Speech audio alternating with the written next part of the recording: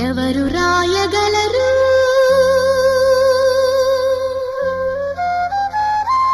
అమ్మాను మాట కన్న కమ్మని కావ్యం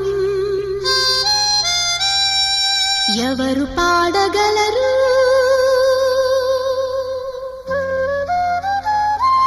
అమ్మ అనురాగం కన్న తీయ